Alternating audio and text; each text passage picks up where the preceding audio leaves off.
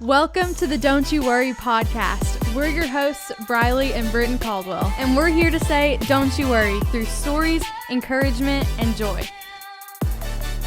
Be sure to like and subscribe so you don't miss an episode. So sit back, relax, and enjoy today's conversation. What is up, you guys? We are back with the Don't You Worry podcast. It's your favorite hosts, Briley and Britton, and we are in our summer love series. So all about dating, relationships, heartbreaks, all of the juicy stuff. Yes, all the good stuff. And this week, I wanted to talk about something that's all about the summer love stuff. When I thought, what are we going to do for the summer love series? We talked about some breakups and heartbreaks and different boundaries and all these different things, biblical standards, all these things in the episodes we've recorded. But one today that I want to talk about is I wanted to share a love story. And no, it is not my own. You? It is not my own love story. Do you have a secret love that I don't know about? that? We'll have to wait on that for however long it takes for this man to... This man? This future man that I have no idea what he looks like. Who's this man? Yeah. But so today I wanted to talk about a summer love story. It's not summer, but it is a love story that comes straight from the Bible, and it is absolutely beautiful. I listened to, our dad actually did a whole study on this book in the Bible, and the background behind it was just fascinating. And the whole story, I read through this book with my friends. We went through a little Bible study together where we read through it, and there's just so much packed into this little book, and it's a beautiful love story when you look at it, but there's something so much deeper in it. I just thought I have to share this today. So we're going to be talking about a love story straight from the Bible, and if you couldn't guess it, it is Ruth and Boaz. All right, let's go. I am so excited. So if you've never heard the story of Ruth and Boaz, that's totally okay, because I'm trying to put it on a kindergarten level today. That's the level that I usually understand. Because honestly, I mean, I've read the story, but I've not really done a deep dive into this. And since I kind of led one of the episodes, I'm going to let you lead this one. So I really don't know what she's about to explain to me. Yes. My mind's probably going to be blown. So y'all are right there with me. It could be good. It could be bad, but hopefully we learned something. Yeah. So a little bit of background with the story of Ruth and Boaz. Okay. So Israel during this time, Israelites were the people of God, and he brought them out of Egypt and into their promised land. He promised the ancestors of Israel that they were going to live in this promised land, and he brought them out of Egypt through a long, very long time. Like if you read the first few books of the Bible, it takes a long time. But anyway, so they get out and they are in the promised land, but then Israel was in such a dark time during the season of Ruth's story. But Ruth's story was so beautiful in the midst of the corruption. And it just showed me overall that, like, even in the darkest times, the smallest light can be so powerful, because Ruth's story was even read at feasts in the coming years. Like, it was so powerful. And the fact that people read it now, like, Bible stories were real. These were real people roaming the earth. Like, that is insane to me. But they were just walking around like these are real people. Anyway, so during this time, though, the Israelites were going through a dark time, and there was a famine in the promised land. So they had no food. And a man named Elimelech and his wife Naomi both left Bethlehem because they were like, you know what? This is exhausting. It's terrible, yeah. I'm getting out of here because of this famine. And they moved to Moab. Now, this was a bad idea because Moab was a country or a city country. I don't know. It was an area. I'm really bad with geography. Landscape. Moab was an area where there were people that do not follow God. Like if you were a Moabite, you were not a follower of God. Right. So the fact that these people that were Israelites moved there, it was bad to begin with. They were not God's people. And then Naomi and Elimelech, their sons, ended up marrying Moabite women, meaning now their family was intertwined with these people that did not know God. So it goes worse and worse. There's a famine, then they try to escape it because they thought they couldn't handle it. Now they're mixed up with these people that don't know God. And then all the men die. So all three of the men, Elimelech and both of his sons, die, which is like, hello, that's crazy. And Naomi is left with just her daughters-in-law. Ruth and Orpah are their names.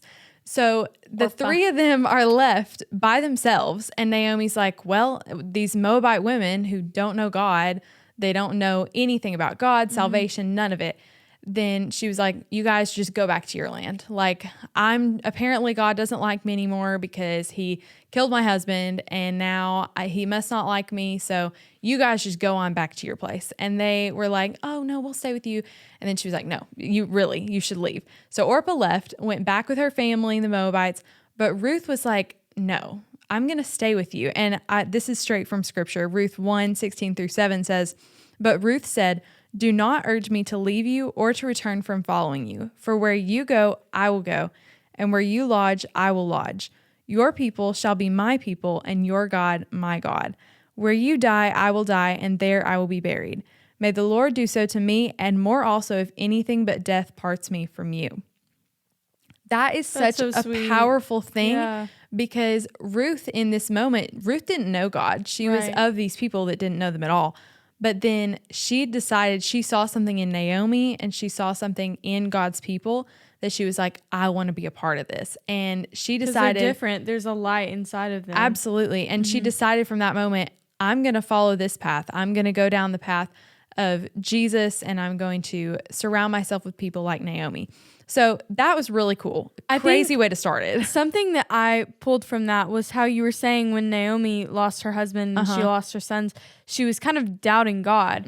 But Ruth, like, God used Ruth and she was not a person who believed in God, and God used Ruth to kind of rekindle the fire inside of Naomi for her to be like, no, your God will be my God. I will walk with you and I will stay with you.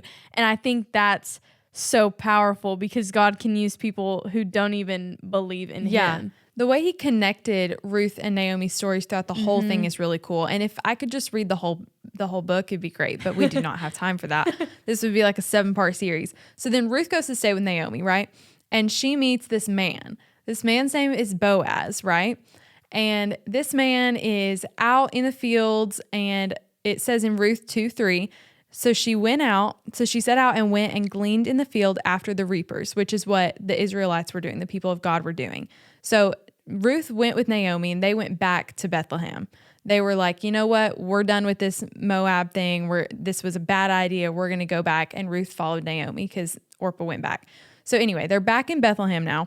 And the Israelites, God's people, they were gleaning in the fields and doing these things. So Ruth saw what they were doing. She was like, I want to be a part of this. So she set out, went, gleaned in the field after the reapers, and she happened to come to the part of the field belonging to Boaz, who was of the clan of Elimelech, which was Naomi's husband. I just love that it says happened. I was reading in my Bible, it had a little footnote, and it was like, from the human point of view, she just happened to be in the field with Boaz, but obviously, just as every other thing in life, like God has a plan. Yeah, that was super intentional to have, because the fact that Ruth was the one that Naomi was like telling her, you know, you don't have to stay with me, but Ruth felt led to it. Then she happened to end up in the field as Boaz. That's really cool to me. But so she's gleaning in the field because she sees God's people doing it, and she meets this guy named Boaz. It's so cool because the first thing he says to her is, the Lord be with you. And automatically it's like, all right, man of God, good job. Snaps, leading her to God first. Needs some more men like that. But he tells her, he asks around because the people working in the field, he's like, who is this girl? Because if he's kind of in charge almost, and he knows everybody. So then he's like, who is this girl that showed up all of a sudden? So then they're like, well, she's the one that came with Naomi after her husband and after Naomi's husband and the sons died. And he's like, oh, wow, that's incredible. So he sees her faithfulness right off the bat. Because I think something that you've kind of not mentioned is that Ruth lost her husband. Yeah. They're like both, Naomi's son was Ruth's husband. Right. And she was obviously, I mean, they were from different parts and from different like religious standpoints or whatever back then. But she obviously loved that man, or she had a relationship with him, and then she lost her husband. So then that took a lot of faith too, right, for her to go back to Naomi instead of just going back to what was normal and familiar to her. Yeah, she wasn't looking for this man to show up. That's such a cool thing too. Like you said, she was in love with that guy that had, like, she was probably going through a heartbreaking time. I'm sure this was a hard time for her. But then she meets this man, and she's really just working for him. She's not doing much. She's in the fields, and then what's so cool is Boaz talks to her and he's like, hey, I see that you are in this time. I see that you came here from Naomi. I see your faithfulness. And he says, I'm going to protect you. I'm going to make sure that you stay with these women, because he knew these were the people she needed to be around. And the men are not going to touch you. He was like, I'm going to protect you. You're going to be in a good spot if you stay here. So stay here. And it says in Ruth 2 verses 10 through 12, she fell on her face, bowing to the ground, and said to him, why have I found favor in your eyes that you should take notice of me, since I'm a foreigner? Because like we said earlier, she was a Moabite, meaning she could not be with God's people. There was a barrier because she didn't know God. And the law did not allow that to be a thing. You couldn't interact and be in the same family. So she was like, why are you taking notice of me since I'm a foreigner? And Boaz was like, well, all that you've done for your mother-in-law since the death of your husband has been fully told to me, and how you left your father and mother in your native land, came to a people you didn't know before. The Lord will repay you for what you've done, and a full reward be given to you by the Lord, the God of Israel, under whose wings you have come to take refuge.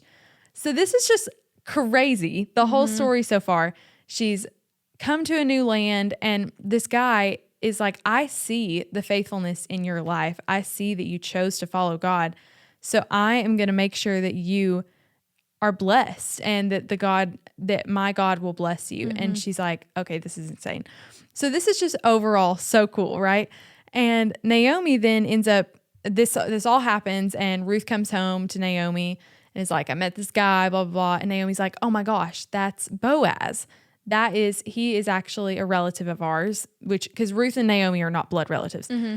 Naomi says, he's one of my relatives. He is a man of God. He loves the Lord. And she's basically saying, you need to go back and see him. You need to go back and tell him that you need him, because he can redeem you. He was in a position of power where he could go against the law and redeem her from the law, and she would be able to come into his family. Because that was a really big deal. Some of this stuff is hard to understand, but back in this time period, there was this barrier because she didn't know God. She was a Moabite and he was an Israelite, but he had the power. He was able to redeem her. He was in a position. Yeah. So Naomi was like, just so you know, if you want to go back and be around him, he can redeem you. So she was like, okay, fine. So she goes back, and Boaz ended up taking Ruth, and she became his wife, which was so cool, because he went into her and the Lord bore her a son. And then the women said to Naomi, blessed be the Lord, who has not left you this day without a redeemer, and may his name be renowned in Israel. Boaz throughout this whole story became a redeemer for Ruth, because he was able to take her in as his wife and was able to pay the price and everything, just so that she could come in and be in his family and the family of God. And the coolest thing is that this is the entire picture of how God loves us. This is the love story, ultimately the greatest love story ever. Yeah. And the fact that God used these two people to show generations of people after that, like Ruth never would have thought, oh, these girls named Britton and Briley are going to be talking about this story on their podcast and telling people about the story of God's love. Like, God's perspective and his story is so cool. His writing is so cool, weaving all of our stories together.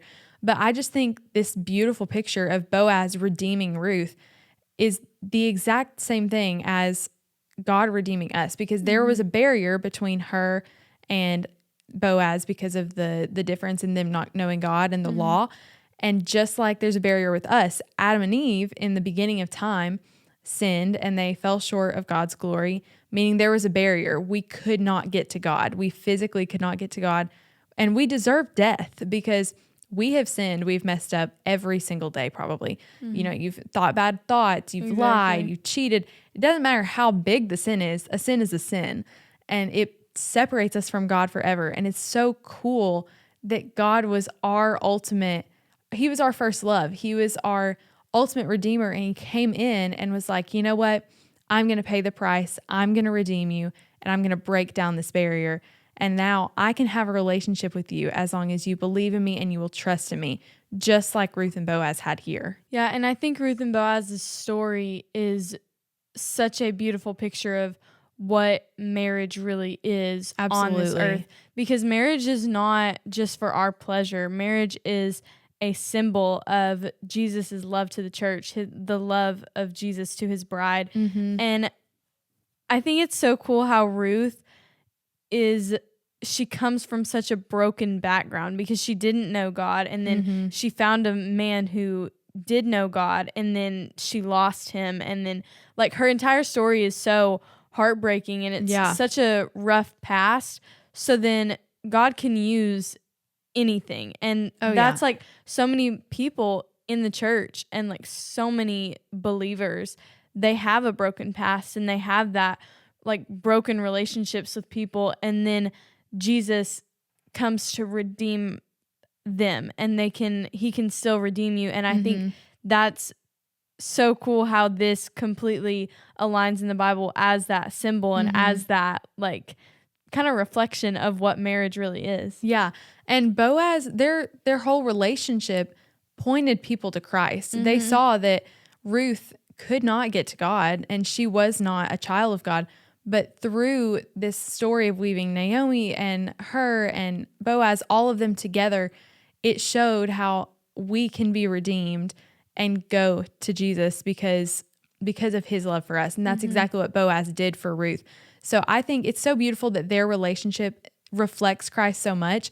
It makes me want every one of my relationships to point others to Christ. And I want my everlasting relationship, if God does bring me a man someday and I end up getting married, then I want that relationship to be so Christ-centered that people see it in my story and that it reflects Christ. I want our storyline to reflect Christ. Maybe not in the exact same way as Ruth and Boaz, but I think that just sets the standard so well that that's the kind of relationship I want. Because ultimately, like when I get to heaven, I'm not going to be married.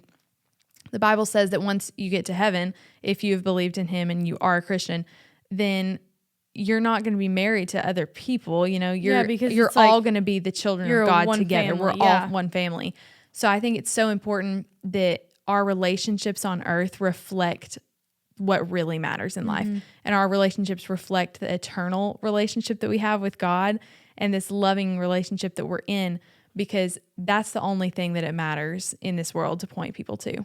Right. And that's just so important because in every relationship, whether that's marriage or not, maybe it's just for a season that you're dating somebody, but that should still lead other people to Christ. And even though it might not work out, it doesn't mean that there has to be a bunch of issues. Yeah. It may be that in everything, you're at least trying your best to point other people to Christ, because I mean, that is our main goal on this earth. And that's, I mean, what we were created to do. Yeah. So I learned a lot from this, and I loved hearing their full story and the background that came with it. That's so beautiful. It's powerful. It's amazing. I loved all of that you did and prepared for us. It was so good. After listening to some different podcasts, different sermons, and reading some notes, I was literally like, oh my gosh, this is crazy. You just sit there and soak it in, and it's like my mind is blown. It's like the parts of the Bible that everyone knows, basic Bible stories, but I'm like, why did we not talk about this more? Yeah. This is so cool.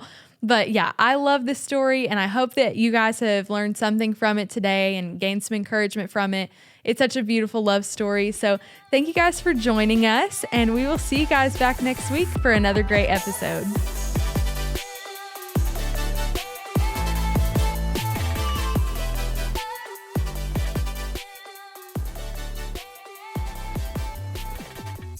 Sponsored by Anthony Caldwell, because his sermon was the entire premise of this episode. Thank you, and good night.